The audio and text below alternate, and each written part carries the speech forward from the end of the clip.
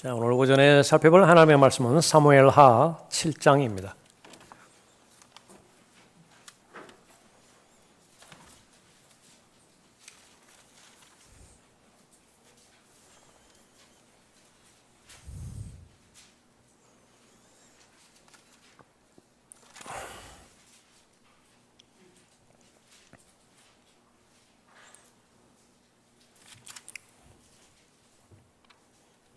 사무엘하 7장, 여러분이 잘 알고 계시는 다윗과 체결한 하나님의 언약이 나오는 장이죠.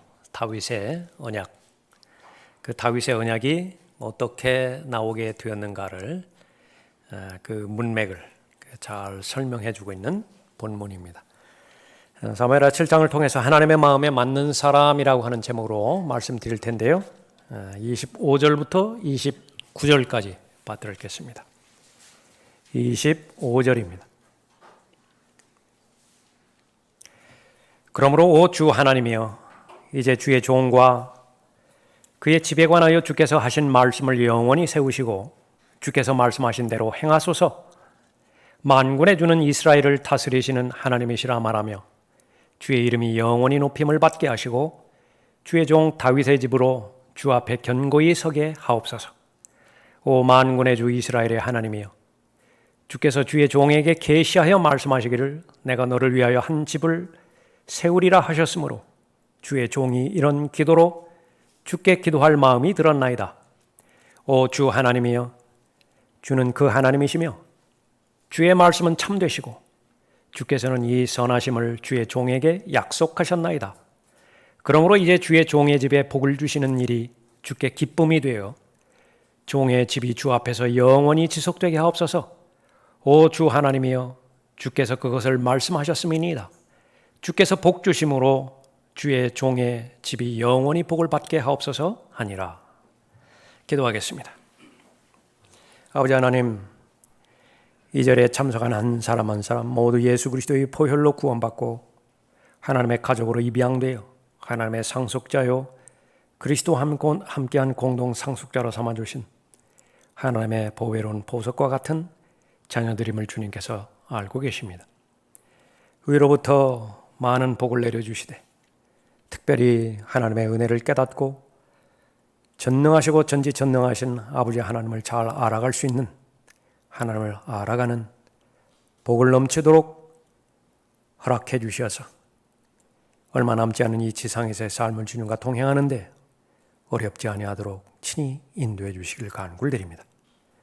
선포되는 말씀에 하나님께서 함께해 주실 때에 삶의 모든 문제가 해결될 수 있도록 인도해 주십시오. 무엇보다도 각 사람의 마음이 참 빛이신 예수 그리스도께서 중심이 되어 주시며 진리이신 하나님의 말씀으로만 가득 채워져서 마음으로 하나님을 사랑하는 그 하나님의 진리의 말씀이 각 개개인에게 경험되어지고 체험되어질 수 있도록 선하게 인도해 주시길 간구드립니다.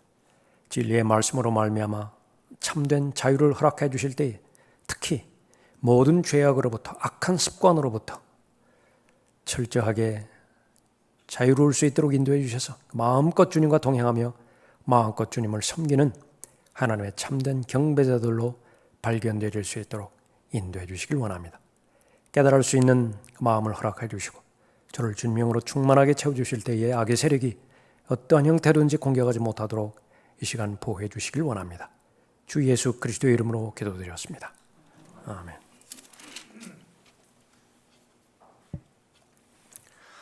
하나님께서는 믿음을 가장 귀히 여기시는 것인데 믿음이 이루어지는 곳은 마음입니다. 그래서 마음으로 믿을 때에 구원을 받게 되어지는 거죠. 마음으로 예수 그리스도를 믿는다라고 하는 것은 성령 하나님께서 하나님의 말씀을 통하여 각 죄인들에게 제일 먼저 찔러주시는 것이 내가 하나님 앞에 죄인임을 인정하는 것입니다. 기도하신 것처럼 허물과 죄들 가운데 죽은 채로 태어나죠. 그러니까 영이 죽은 채로 태어나기 때문에 영이신 하나님과의 관계가 단절된 상태에서 우리의 인생이 시작되는 것입니다. 그 결과는 하나님과 분리된 삶을 살다가 하나님의 심판을 받아서 지옥의 영원한 형벌 가운데 들어가게 되어지는 것입니다. 또 하나님께서는 이를 불쌍히 여기셨죠. 그래서 예수 그리스도를 이 땅에 보내주신 것입니다. 하나님의 법에 따르면 나의 죄가 용서되기 위해서는 누군가가 나를 대신해서 반드시 피를 흘리는 죽음을 통하여서만 죄 문제가 해결될 수 있습니다. 육체의 생명은 피에 있다고 말씀하셨기 때문에 하나님의 피에는 하나님의 생명인 영생이 있고요. 죄인의 피에는 죄인이 받아야 되는 죽음이 포함된 일시적인 한정된 생명이 포함되었기 때문에 그렇습니다. 그래서 예수 그리스도께서 이 땅에 오셔서 하나님의 어린 양으로 죄인들을 위해서 죽으셨죠. 묻히셨고 성경에 예언된 그대로 셋째 날에 부활하셨습니다. 그 사실을 성령 하나님께서 말씀해 주셨을 때 내 마음 가운데서는 감사가 형성이 되어집니다. 다른 사람을 위해 희생하신 것이 아니라 바로 나 자신을 위해서 희생하셨다라고 하는 사실을 깨닫게 되어지는 것이죠. 나에게는 의지가 생기는 것입니다.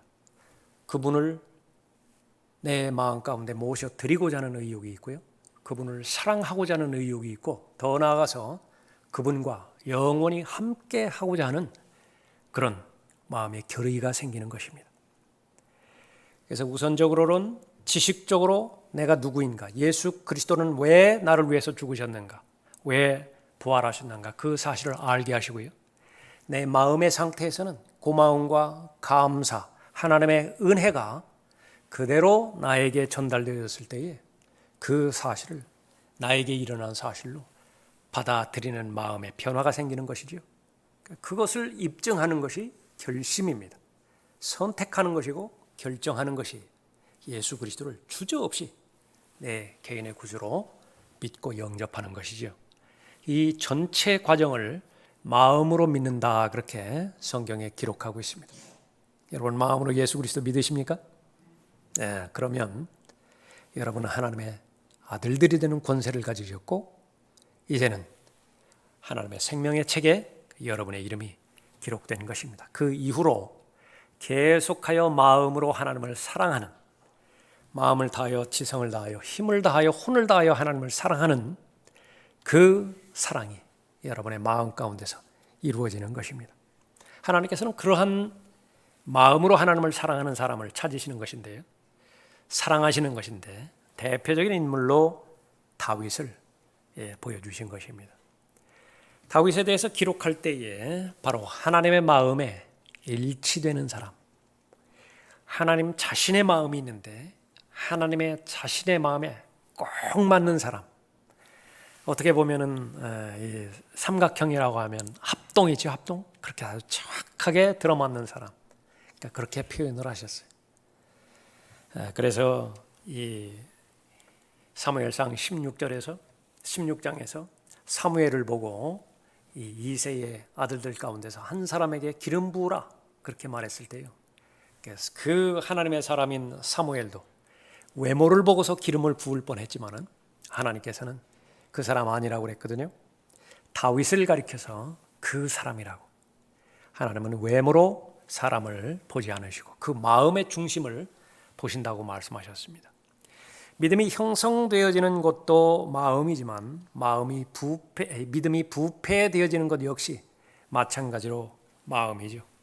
그렇기 때문에 마음으로 예수 그리스도를 믿어 구원받은 하나님의 자녀라고 한다면 그 사람의 가장 거룩한 의무는요, 자신의 마음을 지키는 것입니다. 마음이 부패되지 않도록 잘 지키는 것이에요. 오늘 본문 말씀은 바로 이제 다윗이 하나님의 마음에 잘 들었음으로 인해서 복을 주시고 그 주신 복에 대해서 당연한 것으로 받아들이지 않고 감사를 표하는 다윗의 마음이 잘 그렇게 기록되어 있는 그런 본문이죠. 다윗의 인생 전체를 놓고 하나님께서 왜 그 수많은 사람 가운데서 다윗을 선택하셨는가? 선택하신 수많은 사람들 가운데서 왜 다윗을 이스라엘의 치리자로 삼으셨는가? 그러니까 그것을 요약해서 말씀해 주시는 부분이 시편 78편 70절 말씀인데요. 주께서 또한 다윗을 그의 종으로 택하시어 그를 양 우리로부터 취하셨으니 새끼를 둔 어미 양을 치던 그를 데려다가 주의 백성 야곱과 주의 유업 이스라엘을 기르게 하셨도다. 그리하여 그가 그의 마음의 온전함으로 그들을 기르고 그의 손의 정교함으로 그들을 인도하였도다 말씀하십니다. 강조하는 것은 마음의 온전함이라 말씀하십니다. 하나님께서는 외모를 보지 않으시고 마음의 중심을 보시고요, 마음의 상상을 이미 알고 계시는 분이시라 말씀하시면서 평생토록 하나님의 보호심을 받고 보호하심을 받고 하나님의 인도함 가운데서 자신의 생을 잘 마무리한 다윗이요, 이제 다음 세대에 자신의 아들 솔로몬에게 권면의 말씀, 유언에 해당되지는 권면의 말씀을 할 때도 마음을 강조하는 것입니다. 하나님께서 내 마음을 보셨듯이 솔로몬 내 마음도 보실 텐데 그 마음의 중심을 너는 잘 관리함으로 인해서 하나님의 마음에 맞는 사람이 되도록 그렇게 하라라고 하는 것이죠. 너 내 아들 솔로몬아, 너는 내 아버지 하나님을 알라. 자기 아버지를 생애를 쭉 지켜봤을 때 얼마만큼 하나님께서 자상하시고 자비로우시고 은혜가 풍성하신지 보았겠죠. 내 하나님도 된다. 내 아버지 다윗의 하나님만 아니라 너에게도 그 하나님이 되라. 그리고 온전한 마음과 기쁜 뜻으로 그분을 섬기라. 너무 도전이 되어지는 말씀입니다. 처음에는 의무감 가운데서 섬길 수 있어요. 처음에는 부담감 가운데서 섬길 수 있습니다. 언제 그렇죠? 내 아버지가 누구인지 잘 몰라요. 좀 늦는다 하더라도 철들기 전까지는요, 모른다고요. 왜 그것을 하라고 하는 것인지, 왜 그것을 하고 싶은 것을 하지 말라고 하는 것인지 잘 모르는 거예요. 그러나 이제 사실을 사실대로 알았을 때 나처럼 복받은 사람이 없다고요. 내 아버지를 알았기 때문에 그렇죠. 내 하나님을 알았기 때문에 그런 것입니다. 그 이후로부터는 온전한 마음으로 섬기는 것이에요. 기쁜 뜻으로 섬기는 것입니다. 그리고 온전한 마음과 기쁜 뜻으로 그분을 섬기라.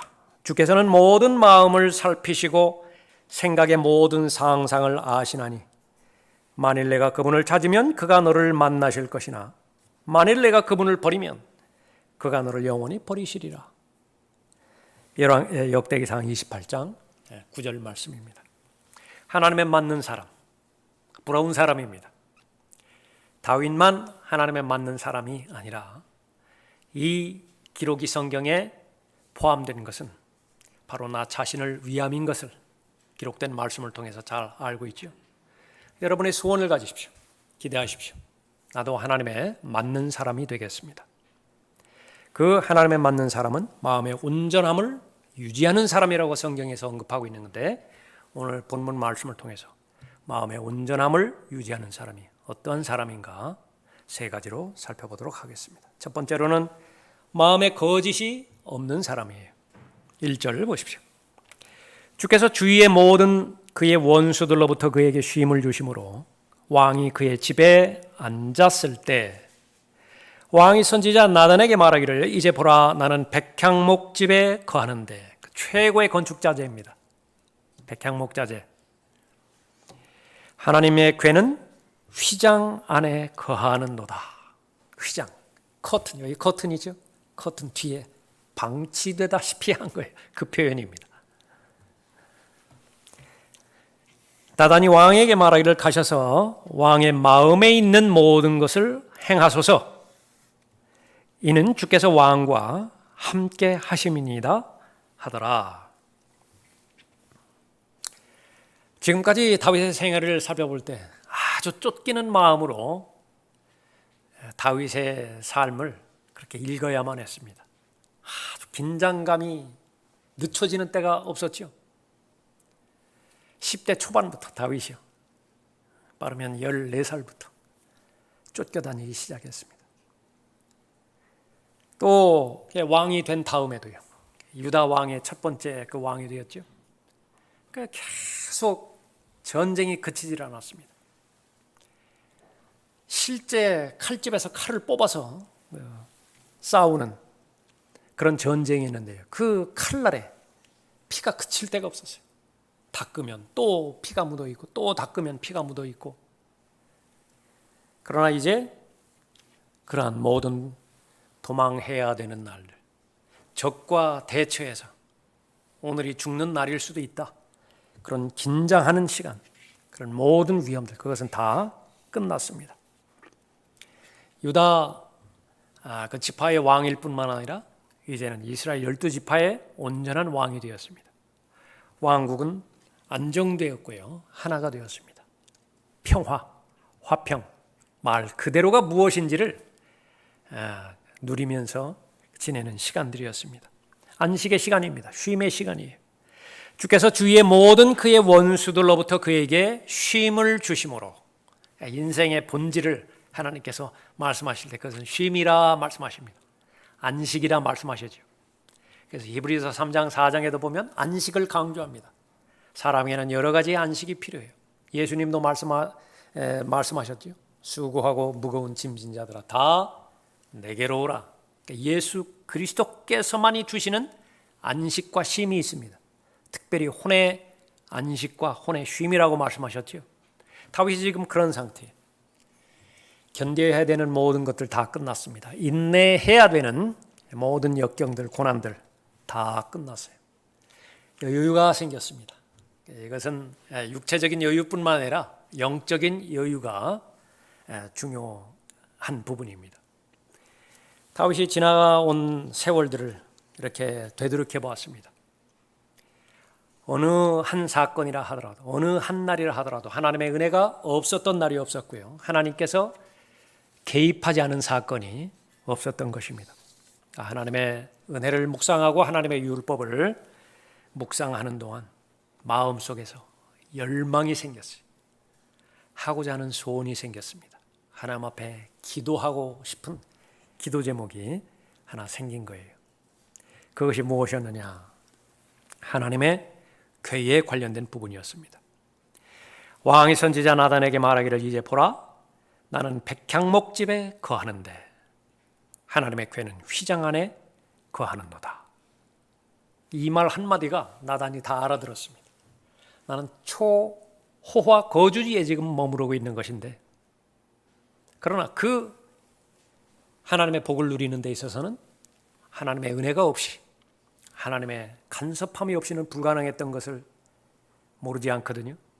그런데 정작 하나님의 임재를 나타나는 하나님의 궤는 그에 비하면 너무 초라하게 방치되었다라고 하는 사실을 말하는 것이죠. 다윗이 나단이 다윗의 마음의 심정을 안 것입니다. 왕의 소원대로 마음대로 그렇게 행하소서 그렇게 말하는 것이죠. 모세의 때에 성막이 건립된 이후로 하나님의 임재를 나타나는 하나님의 궤, 그것은 바로 임시 장소인 지성소에 계속 머물러 있었던 것을 볼 수 있습니다. 만왕의 왕이시고 내가 거룩하니 너희도 거룩하라 말씀하셨던 주체가 되시는 하나님께서는요, 그 거룩함의 이름과는 걸맞지 않게 적합한 장소에 계시지 않은 거예요. 또 하나님께서는 영원히 거하시는 분이신데 이 장소도 영원한 장소가 아니에요. 그것이 바로 다윗의 마음을 부담스럽게 만들었던 것입니다. 부담감을 갖는 것에서 그치는 것이 아니라 더 나아가서 죄의식까지 느낍니다. 나에게 있어서 하나님은 전부가 되는 만왕의 왕이시고 만주의 주 창조주시인데 지금 내가 받고 있는 영광과 내가 누리고 있는 안식 이 부분에 비해서 하나님의 임재는 너무나 초라하게 보여지는 것이죠. 소원은 하나님 앞에 무엇을 드리는가라고 하는 것이었습니다. 많은 기도가 하나님으로부터 무엇을 받기 위해서 기도하는 거죠. 소원도 마찬가지입니다. 이것을 해결해 주시라고 그렇게 하나님 앞에 간구하는 것인데 다윗의 마음에 맞는 하나님의 마음에 맞는 다윗의 마음은요, 처음에 그 마음 가운데서 하나님께 무언가를 드리고자 했던 것입니다. 그러니까 무엇을 드리는 것인가? 그것은 다윗의 입장에서는 가능하면 모든 것을 다 드리고자 했었던 것입니다. 지금까지 베풀어 주신 은혜에 감사하는 마음을 갖는 사람, 마음에 거짓이 없는 사람입니다. 평안하고 안정되었을 때에 하나님을 하나님으로 그대로 인정하는 것, 그것은 결코 쉽지 않습니다. 육신의 속성이라고 하는 것은 다급하고 몰릴 때에 하나님을 찾는 것, 그러니까 그것은 가능한 것이에요. 그러나 그 모든 필요가 다 충족이 되어지고 모든 위험 요소가 해결되었는데도 여전히 변질되지 않는 마음으로 하나님께 그대로 다가가는 것, 그것은 또 다른 이야기라고 말씀하시면서 이스라엘 민족에게 권하는 것은 가난할 때나 부할 때나 한결같이 하나님께 나아오라는 것입니다. 그 마음이 변화되지 말라는 것입니다. 왜 그러냐면 하나님께서는 하나님께서 선택하신 이스라엘을 영원히 지키셔야 돼요.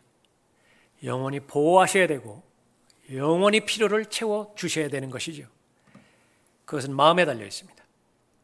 그래서 이제 가나안에 들어갈 때에 하나님의 복을 받아 누릴 텐데, 왜냐하면 젖과 꿀이 흐르는 땅이라고 약속하셨기 때문에 그것이 이제 실현될 것이지요. 그 하나님의 은혜가 이스라엘에게 임하게 될 때에 조심해야 될 것이다. 그때에 눈에 보이지 않는 마음을 잘 지키라. 그것이 바로 성공의 비결이고 번영의 비결이라 말씀하십니다. 주 너의 하나님께서 내 조상 아브라함과 이삭과 야곱에게 맹세하신 땅으로 그분께서 너를 데리고 들어가실 때 내가 세우지 아니한 크고 아름다운 성읍들을 내게 주실 것이며 내가 채우지 아니한 모든 아름다운 물건들로 가득 찬 집들을 주실 것이며 내가 파지 아니한 파진 우물들을 주실 것이며 내가 심지 아니한 포도원들과 올리브 나무들을 주실 것이니 내가 먹고 배부르거든. 자수성가했다고 말해서는 안 됩니다. 하나님의 자녀는 자수성가했다고 하면 안 돼요. 나는 금수저도 아니고 은수저도 아니기 때문에 지금 내가 여기까지 온 것은 아무리 양보한다 하더라도 내 노력으로 행해온 것이 일부 있음을 나는 인정합니다. 그렇게 말했어도 안 되는 거예요. 금수저 은수저가 불공평하다고 사람들은 말하죠. 거기에 동의합니다. 그러나 또 하나 불공평한 것이 있어요. 그런 주변에 복을 받지 못했다 하더라도요, 내가 공부할 수 있는 능력, 돈을 벌 수 있는 능력, 그것은 어떤 사람에게는 주어지고 어떤 사람에게는 주어지지 않았는데 그것은 공평한 거예요? 멀리 바라볼 때는 그거 역시 공평하지 않은 거예요. 왜 어떤 사람은 그런 능력이 없는데 나는 그런 능력이 있어서 지금까지 생애를 별 어려움 없이 잘 달려온 것입니까? 하나님의 말씀으로 돌아가면 되겠죠. 너는 주의하여 이집트 땅 종의 집에서 인도하여 내신 주를 잊지 말지니라. 신명기 6장 10절 이후의 말씀인데 거듭거듭 신명기에서는요 8장에서도 언급하고 있고 마지막 장까지 계속해서 말씀하는 것입니다. 베풀어 주신 은혜, 그것을 잊지 말라. 어디에서 잊지 마는 것이죠? 마음으로부터. 똑같은 왕국을 다윗에게 허락해 주셨을 때 다윗은요 베풀어 주신 모든 은혜에 대해서 최선의 것을 돌려드리기를 원했는데 똑같은 왕국을 느부갓네살에게 주신 적이 있죠. 그 사실을 하나님의 선지자 하나님의 사람 다윗을 통해서도 다 깨우쳐 주셨어요. 왕의 능력으로 이루어진 것이 아니라 그 하나님의 전적인 섭리 가운데서 수많은 왕들 가운데서 당신을 왕들 중에 왕들로 삼으신 것이라고. 마음에 거짓이 없었다가 한다면요 느부갓네살은 심판으로 끝나지 않았을 것입니다. 그러나 느부갓네살은 자신의 마음을 지키지 못했어요. 12달의 마지막에 그가 바빌론 왕국의 궁을 거닐다가 왕이 일러 말하기를 본인에게 말하는 거예요. 이것이 내가 내 권세의 힘으로 내 위엄의 영예를 위하여 왕국의 집을 건설한 위대한 바빌론이 아니냐. 이 말이 끝나기도 전에 하나님의 심판이 내려서 짐승처럼 살아야 됐지요. 베풀어 주신 은혜에 대해서 감사할 뿐만 아니라요 베풀어 주신 은혜에 대해서는 보답해야 된다라고 하는 정상적인 마음을 가져야 되는데, 그렇지요. 내가 무엇인가 은혜를 받았어요. 정상적인 마음이라고 한다면요, 보답하고 싶다고요. 그런데 문제는 무엇이에요? 보답할 길이 없잖아요. 내가 정말 너무나 어려웠을 때, 그것이 꼭 물질적으로만 어려울 때 생각하는 거 아니에요.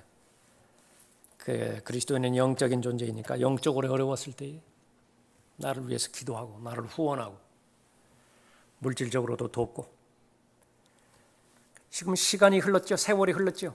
그러니까 내가 회복이 됐어요. 경제적으로도 안정이 됐습니다. 마음적으로도 다윗처럼요, 안정이 됐어요. 그럼 갚을 수 있습니까? 불가능합니다. 그것은 영원히 갚지 못하는 것이에요. 그것이 바로 사랑의 빚입니다. 다윗이 베풀어 주신 하나님의 은혜에 대해서 보답하려고 하는 것인데, 그 보답하고자 하는 그런 자신의 현실에 비추어 봤을 때 마음에 부담이 있다고요. 다윗은 항상 개인적으로 하나님의 집에 대해서 마음에 애착이 있었어요. 하나님의 궤, 하나님께서 머무시는 집, 이것은 만국의 영광을 받으시는 집이 되어야 된다. 가장 최상의 건축물이 되어야 되겠고 가장 최고의 하나님의 거주지가 되어야 되겠다라고 하는 염원이 있었던 것이에요. 그 목적으로 다윗은 하나님의 전을 건축하고자 했었던 것입니다. 시편 132편에서도요, 진실로 내가 내 집의 장막에 들어가지 아니하며 내 침상에 올라가지 아니할 것이요, 내가 내 눈이 잠들도록 허락하지 아니하며 내 눈꺼풀도 졸지 않게 하기를, 내가 주를 위한 거처 곧 야곱에 능하신 하나님의 처소를 찾을 때까지 하리이다. 하나님의 집이 완성되기 전까지는 나는 불만이에요. 나는 불편합니다. 그러니까 그 고백을 마음에 둔 것이에요. 하나님의 마음에 맞는 사람, 최고였습니다. 다윗과 같은 사람, 온전한 마음을 가진 사람이라 그랬죠. 온전한 마음을 가진 사람, 마음에 숨은 동기가 없는 사람입니다. 자신의 이름을 내기 위해서, 세상에 자신의 이름을 떨치기 위해서 하나님의 전을 건축하고자 하는 동기가 없었어요. 자신은 사라집니다. 자신은 완전히 빠지는 것이에요. 하나님의 이름만, 하나님의 영광만, 하나님의 존귀만 마음에 가득 찼던 것입니다. 주를 섬기고자 하는 열정, 그것이 여러분의 마음 가운데 어떠한 불순한 마음도 없이 잘 자리 잡을 때 하나님께서는 여러분을 다윗에게 표명했던 것처럼, 표명하셨던 것처럼 내 마음에 맞는 사람이라 그렇게 말씀하신다라고 하는 사실을 확신하시기 바랍니다.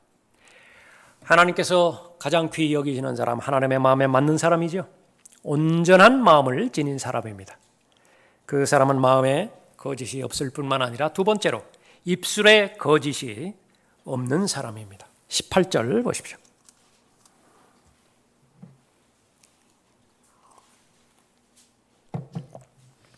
그러자 다윗 왕이 들어가 주 앞에 앉아서 말하기를, 오 주 하나님이여, 내가 누구며 내 집이 무엇이기에 주께서 나를 여기로 데려오셨나이까. 다윗의 고백이죠.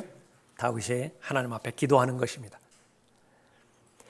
그러나 오 주 하나님이여, 이것이 주께서 보시기에는 오히려 작은 것이며 주께서 또한 종의 집에 대하여 다가올 먼 미래까지 말씀하셨나이다. 오 주 하나님이여, 이것이 인간의 방식이니까 주 하나님이여, 주께서 주의 종을 아실진대 다윗이 주께 무엇을 더 말씀드릴 수 있으리까? 주의 말씀을 위하여 또 주의 뜻에 따라 주께서는 이 모든 위대한 일들을 행하시어 주의 종으로 그 일들을 알게 하셨나이다. 나단은 다윗의 친구였던 것 같습니다. 지금까지 베풀어 주신 하나님의 은혜에 대해서 자신의 마음의 소원을 나단과 상의할 때에 주의 일을 상의했죠. 나단도 동의했어요. 기도해보지는 않았지만 그것은 하나님 보시기에 너무나 거룩한 뜻이었고 선한 뜻이었죠. 왕의 마음에 드는 대로 행하소서 그렇게 말했습니다.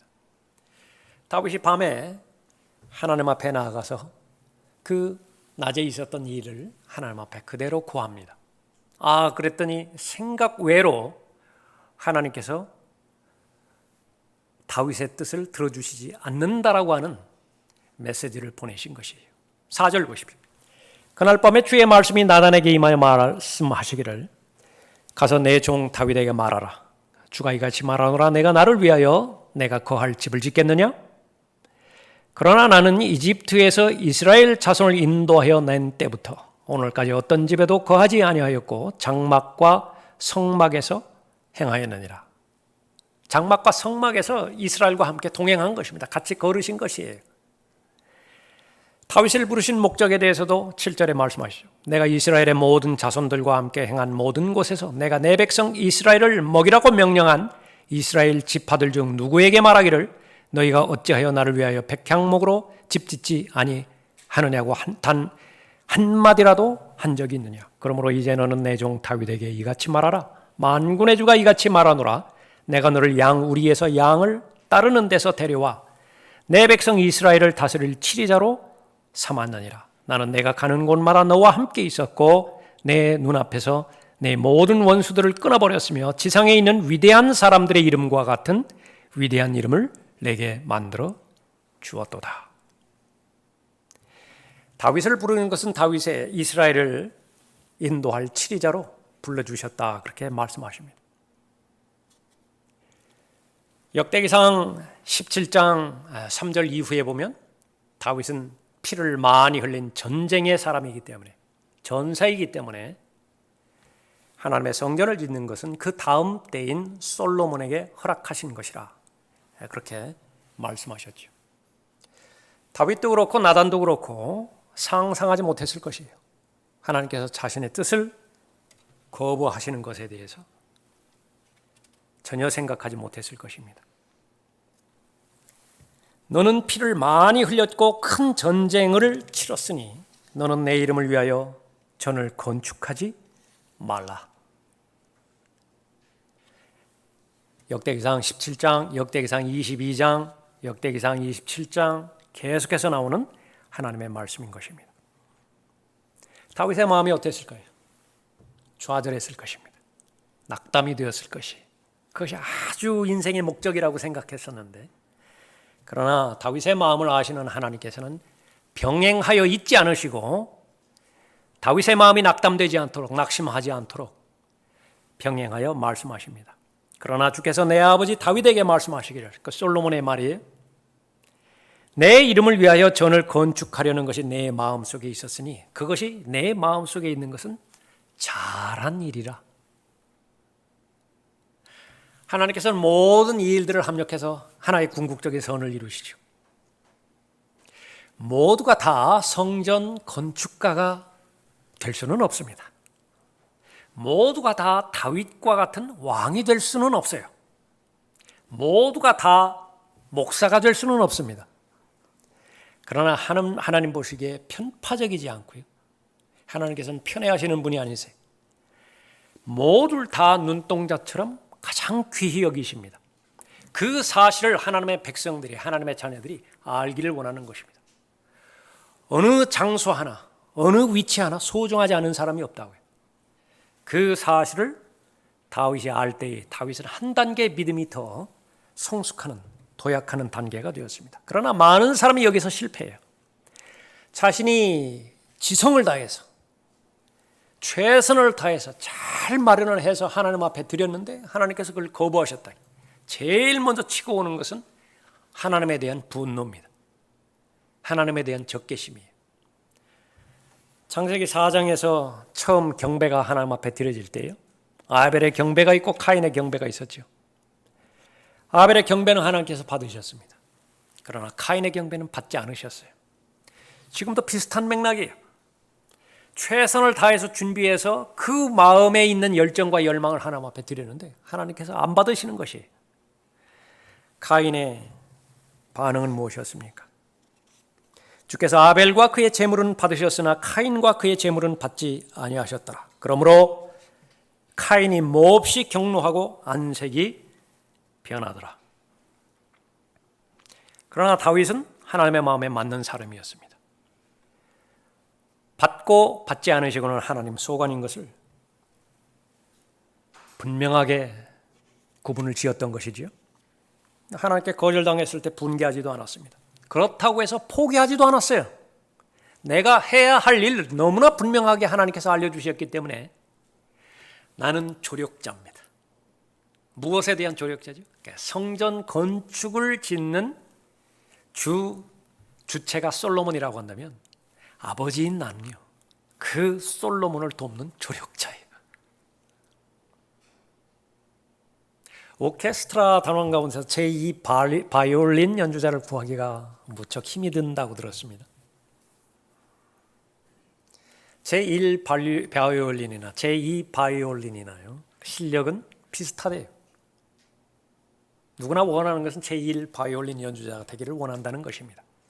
그러나 제2 바이올린의 역할은 받쳐주는 것이에요. 제1 바이올린은 별로 원하지 않는다고 합니다. 그러나 하나님의 오케스트라, 그에게는 어떠한 작은 악기라 하더라도, 피콜로 작은 악기죠. 안 들리면 연주자는 금방 알아챕니다. 어디 갔어 피콜로? 화들짝 놀랄 거예요. 그러니까 불어도 그만 안 불어도 그만 그렇게 생각해서 소홀히 했다고 한다면 그것은 하나님의 오케스트라에 문제가 있는 것이죠. 하나님의 뜻에 순종했습니다. 성숙한 선지자 나단도 하나님의 뜻이 아닌 것을 알았습니다. 순종했어요. 다윗도 하나님의 뜻이 아닌 것을 알았죠. 순종했습니다. 하나님께서는 왜 수많은 사람 가운데서 아브라함을 믿음의 조상으로, 아브라함에게 언약을 체결할 그런 믿음의 대상으로 선택했겠습니까? 마음 때문에 그랬어요. 그는 믿음 없음으로 인하여 하나님의 약속을 의심하지 아니하였고, 마음에서는 온통 환경, 경험, 상황 볼 때요, 하나님을 의심할 수밖에 없는 상황으로 몰아가고 있습니다. 그러나 마음을 지키는 데 실패하지 않았어요. 의심하지 않았습니다. 그는 믿음 없음으로 인하여 하나님의 약속을 의심하지 아니하였고 오히려 믿음에 견고하여져서 하나님께 영광을 돌리며 약속하신 그것을 또한 이루실 것이라고 확신하였느니라. 어디까지요? 하늘과 땅은 없어져 버릴 가능성이 있다. 쉬운 고백이 아니죠, 결코. 그럼에도 불구하고 하나님의 말씀은 없어지지 않는다. 하나님의 말씀이란 뭐예요? 약속이잖아요. 나에게 말씀하셨다라고 한다면 하늘과 땅은 없어져 버릴 수도 있다. 그건 가능성이 있는 것이에요. 그러나 불가능한 것은 내게 주신 하나님의 약속의 말씀은 성취되지 않을 리가 없다. 그것이 바로 믿음입니다. 대단한 사람이죠, 아브라함. 왜 수많은 사람 가운데서 하나님께서는 다윗을 선택하셔서 다윗과 언약을 체결하신 거예요. 어떻게 보면 성경에서 제일 중요한 두 언약, 아브라함의 언약과 다윗의 언약인데요. 그것이 왕국과 연결이 되어지고 오늘 본문 말씀에 있는 것처럼 영원한 왕국, 천년 왕국으로 연결되어지는 그것 아니겠습니까? 그 마음이에요. 수많은 사람 가운데서 하나님의 마음에 정확하게 맞는 사람, 다윗이 발견되었기 때문에 그렇습니다. 누가 성전을 건축하느냐 건축하지 않느냐, 그것은 다윗에게는 아무 문제가 없습니다. 오히려 내가 문지기라도 아무 상관없어요. 하나님의 집에 문지기라도 아무 상관이 없습니다. 거기에서 영원히 하나님과 거할 수만 있다고 한다면 내 소원은 이미 이루어진 거예요. 거기에서 하나님 오른편에 앉을 것이냐 왼편에 앉을 것이냐, 별 문제 안 돼요. 하나님께서 영광을 받으시는 것, 그것이 바로 하나님의 자녀의 목적이 되어지는 것이죠. 나의 간절한 기대와 소망에 따라 내가 어떤 일에도 부끄러움을 당하지 아니하고 항상 그러하듯이 지금도 온전히 담대하여 살든지 죽든지 그리스도가 내 몸 안에서 늘 높임을 받으시게 하려는 것이라. 내가 짧게 산다 하더라도 하나님께서 영광을 받으시는 것이야? 문제가 안 돼요. 내가 오랜 시간 동안 살면서 계속해서 하나님 앞에 영광을 돌리는 것이 좋아요. 살든지 죽든지. 그러나 공통적인 목표는 하나님을 영화롭게 해드리는 것입니다. 하나님 보시기에 그런 사람의 그런 마음이 발견되어질 때 너무 귀하게 여기시는 것입니다. 가장 높이 높이시는 것입니다. 스코틀랜드에 클라커라고 하는 남자가 있었습니다. 결혼했는데 자녀들을 많이 두었어요. 9명이나 됐습니다. 살기가 좀 어려워서 이 환상의 땅 미국으로 이민할 계획을 세웠습니다. 현실이니까 열심히 돈을 벌어야 되겠죠. 저축을 하고 이제 떠날 날짜가 다가오면서 모든 서류 작업도 다 마쳤습니다. 배 예약이 다 끝나고 이제 온 가족은요 만나기만 하면 그 얘기로 들떠요. 황홀감에 젖었습니다.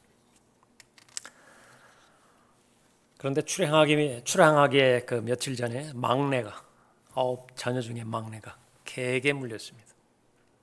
별로 심각하게 물린 것 같지는 않았습니다. 의사가 와서 의사도 역시 마찬가지로 그렇게 말하고 그냥 상처를 꼬매주었어요. 그런데 나가면서 그 문 앞에요 노란 딱지를 하나 붙여놨습니다. 그건 경고의 사인이에요. 그것은 격리입니다. 만에 하나 그 개가 광견병에 걸렸다고 한다면 이 막내 아이도 광견병이 옮은 거예요. 전염될 수 있기 때문에 격리를 하는데 그 기간이 2주입니다. 우리 처한 상황하고 비슷합니까? 배는 일주 후에 떠나요. 도대체 말이 되지 않습니다. 지금까지 준비해온 기간이 얼만데 경비가 또 얼마나 들었는데 얼마나 기대감 가운데 차 있는 것인데 이 클라크는 만나는 사람마다 다 화가 납니다. 의사에게도 화가 나고요. 그런 행정처분을 내린 사람에게도 화가 나고 개를 풀어놓은 사람에게도 화가 나고 아들에게도 화가 나는 거예요. 왜? 물려가지고. 시간은 점점 더 다가오고 마침내 배는 떠났습니다. 안타까운 마음에 항구에 가서 그 배가 떠나는 것을 보았지만은요, 자신의 희망 모두가 다 가라앉아 버렸습니다. 격노했죠. 좌절하기도 하고 엉망진창이었습니다. 하나님께 분노했고 자신의 아들에게 분노했고 아내에게도 분노했습니다. 4월 15일에 그 배가 침몰했다는 소식이 들려왔어요. 자그마치 1,500명과 함께 타이타닉호가 침몰했습니다. 그 소식을 듣자마자 클라크의 태도는 단번에 반대로 변해버렸습니다. 진심으로 온 힘을 다해서 하나님 앞에 감사를 드렸고 자신의 아들을, 막내 아들을 끌어안았습니다. 이런 부분들은 도처에 그렇게 이야기가 많이 깔려있죠. 요즘에도 회자되는 것이 평생 운을 다 써본 사람들, 그런 그 주제로 많이 여러분들 들어보셨을 것이에요. 그러나 얼마나 많은 사람들이 우연으로 돌릴까요? 우연히 그렇게 됐을 거예요. 우연히 그렇게 됐을 거예요. 자, 세상 사람들은 그런 우연으로 돌린다 치고요. 하나님의 자녀, 하나님의 마음에 맞는 사람을 원하는 하나님의 자녀라고 한다면 결코 우연으로 돌려서는 안 되는 것이죠. 하나님께서는 다윗보다 더 좋은 계획을 가지고 계십니다. 잘 알고 있는 다윗의 언약을 주신 것이에요. 9절에 보면 11절에 보면 또 내가 재판관들에게 명령하여 내 백성 이스라엘을 다스리게 하던 때 이후처럼 하지 못하리라. 또 내가 너를 내 모든 원수들로부터 쉬게 하였노라. 또 주가 내게 말하노니 그가 너를 위하여 한 집을 이루리라. 이것이 다윗에게 주신 하나님의 복입니다. 하나님께서는 다윗은 하나님께 집을 지어드리겠다고 말씀하셨는데 하나님께서는 그 마음을 너무 기쁘게 받으셨어요. 다윗에게 내가 너에게 집을 지어주겠다. 그 집은 무엇이에요? 두 가지로 모두 집을 주어주는 것입니다. 성경에서 집 그러면 집안을 말하는 것이죠. 다윗 집, 유다 집, 이스라엘 집, 모든 후손들을 말하는 것입니다. 역시 마찬가지로 하나님께서 영원 무궁토록 새 땅에서조차도 거하면서 하나님을 영화롭게 해드리는 민족으로 복 주셨죠. 또 솔로몬을 통해서 하나님의 집을 건축하게 해주신 것입니다. 천년왕국 때 천년왕국 성전이 세워지죠. 그러니까 영원토록 하나님을 영화롭게 해드리는 부분입니다. 하나님께서는 더 좋은 계획을 가지고 계십니다. 다윗이 발견한 것이었어요. 제자들이 경험한 것이기도 합니다. 예수님께서 십자가에 달렸을 때 다 끝나버렸다 그렇게 좌절했죠. 낙심했죠. 이제는 어떤 소망도 남아있지 않다. 그러나 사흘 후에 예수 그리스도께서 부활하자 모든 것이 반전이 되었던 것입니다. 바울 역시 마찬가지예요. 3번씩이나 간구한 기도가 들어지지 않았을 때, 응답되지 않았을 때 얼마나 좌절했을까요? 그러나 하나님께서는 거부하셨다고 한다면, 노라고 말씀하셨다고 한다면 거기에는 분명한 더 큰 하나님의 계획이 있다고 하는 사실을 아는 것입니다. 그 사실을 알기 때문에 다윗은 입술로 하나님 앞에 거짓되이 나가지 않았던 것입니다. 마지막 3번째로 실행에 거짓이 없는 사람이에요. 25절 보십시오. 그러므로 오 주 하나님이여 이제 주의 종과 주의 집에 관하여 주께서 하신 말씀을 영원히 세우시고 주께서 말씀하신 대로 행하소서. 28절에 오 주 하나님이여 주는 그 하나님이시며 주의 말씀은 참되시고 주께서는 이 선하심을 주의 종에게 약속하셨나이다.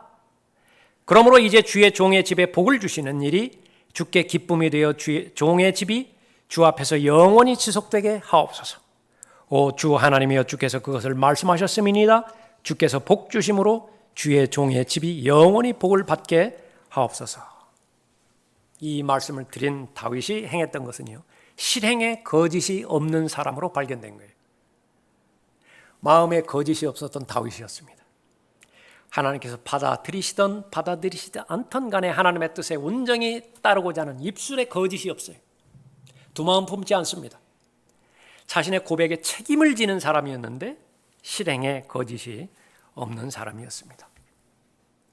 이제는 자신을 위한 하나님의 계획을 잘 알게 되었죠. 하나님의 계획은 솔로몬을 통해서 성전을 건립하는 것이었습니다. 이제 자신의 생을 마감하면서 마무리 지으면서 솔로몬에게 당부합니다. 그때 다윗이 말하기를 이것이 주 하나님의 전이요 이것이 이스라엘을 위한 번제단이라 하였더라. 다윗이 명하여 이스라엘 땅에 거하는 타국인들을 모으게 하고 석공들을 시켜 하나님의 전을 세울 돌들을 다듬게 하였더라. 이제 설계도에 따라서 성전을 건축하는 것은 솔로몬이 한 일이에요. 그러나 그 일들을 뒷받침하는 모든 부분들은 자신이 할 수 있다라고 하는 사실에 대해서 하나님 앞에 감사했습니다. 동원할 수 있는 모든 부분들을 다 동원하는 것입니다. 물질적인 필요 다 동원합니다. 이제 그것은 돌로 만들어진 그런 단순한 건축물이 아니기 때문에 영으로 계시는 하나님께서 거하시는 영적인 집이죠. 영적으로 무장을 해야만 됩니다. 솔로몬에게 각별히 그 부분에 대해서 당부를 합니다. 그것이 바로 처음에 우리가 살펴봤던 온전한 마음으로 하나님을 섬기라라고 당부했던 것입니다. 너 내 아들 솔로몬아. 역대기상 28장 9절 말씀인데 역대기상 28장은 전체가 다 이 성전을 건립하는 데 있어서 필요한 부분들을 조달하는 장면이에요. 마지막으로 솔로몬에게 당부하는 것입니다. 이 모든 자재가 다 완공되었다 하더라도 준비되었다 하더라도 솔로몬의 영적 상태가 잘못되었다 한다면 다 허사해요. 다 무너지는 것입니다. 그렇기 때문에 내 경험상 내 마음에 하나님의 마음에 맞는 자신의 삶을 돌이켜봤을 때 솔로몬 너도 내 아들 솔로몬 너도 하나님의 마음에 온전한 마음으로 발견될 수만 있다고 한다면 하나님께서 너를 향한 하나님의 계획이 온전히 이루어질 수 있다라고 하는 사실을 알려주고자 했던 것입니다. 너 내 아들 솔로몬아 너는 내 아버지의 하나님을 알라. 그리고 온전한 마음과 기쁜 뜻으로 그분을 섬기라. 부담 갖지 말고 두려워하지 말고 무서워하지 말고 겁먹지 말고 주께서는 모든 마음을 살피시고 생각의 모든 상상을 아시나니 만일 내가 그분을 찾으면 그가 너를 만나실 것이나 만일 내가 그분을 버리면 그가 너를 영원히 버리시리라 말씀하고 있습니다. 하나님의 마음 맞는 사람 다윗입니다. 그냥 내가 하나님의 말씀을 읽을 때 그냥 부러움의 대상이다 그러면 아쉽죠. 나도 하나님의 마음에 맞는 사람이었으면 좋겠다. 여러분의 마음 가운데 그 소원이 있으며 그것은 성경적 염원이기 때문에 하나님께서 응답하십니다. 문제는 여러분이 그 열망을 갖겠는가라고 하는 거예요. 나는 하나님의 마음에 합한 사람이 되었으면 좋겠다.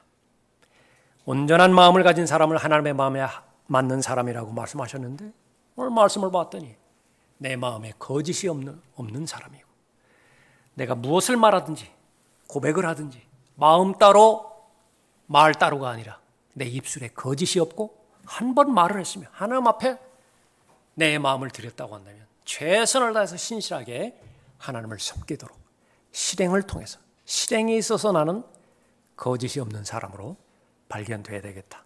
그런 마음을 잡수시면 되는 것입니다. 여러분 마음 가운데 성령께서 계시죠. 성령이 배제된다고 한다면 그것은 마음뿐이에요. 이루어지지 않는다고요. 여러분의 육신이 그것을 실행하도록 놔두지 않기 때문에 그렇죠. 그러나 성령 하나님께서 내주하고 계시고 매일매일마다 말씀과 성령으로 여러분의 자신을 맡긴다고 한다면 성령의 통제를 여러분이 기꺼이 자원하는 마음으로 받고자 한다고 한다면 여러분은 온전한 마음을 소유할 수 있을 것입니다. 그 마음으로 하나님 앞에 다가갈 때마다 하나님께서는 다윗의 마음을 발견하듯이 여러분에게도 온전한 마음이라 내 마음에 꼭 맞는 사람이라 그렇게 여러분을 인정하시고 여러분을 칭찬할 것입니다. 기도하겠습니다. 아버지 하나님, 하나님 보시기에 믿음은 가장 귀한 것이라 하나님을 기쁘시게 하는 사람은 믿음이 형성된 사람이라고 말씀하셨습니다. 그렇습니다. 믿음이 없이는 하나님을 기쁘시게 할 방법이 없습니다. 믿음이 형성되지는 마음, 동시에 형성된 믿음이 파괴되어지고 변질되어지고 부패되어지는 장소이기도 한데 그래야 가장 귀한 이 그리스도인의 삶의 의무가 자신의 마음을 지키는 것이라고 말씀하셨습니다. 하나님의 말씀을 경청하니 하나님의 자녀들이 하나님 보시기에도 하나님의 마음과 맞는 사람으로 잘 발견될 수 있도록 인도하여 주셔서 모두가 다 하나님의 칭찬과 영광 가운데 자신의 생을 하나님께서 평가하실 때에 잘하였다 신실하고 착한 종이라는 아름다운 평가를 받으며 주님 만나 뵐 수 있도록 복 주시기를 간구를 드립니다. 주 예수 그리스도 이름으로 기도드렸습니다. 아멘. 다 같이 일어나시겠습니다.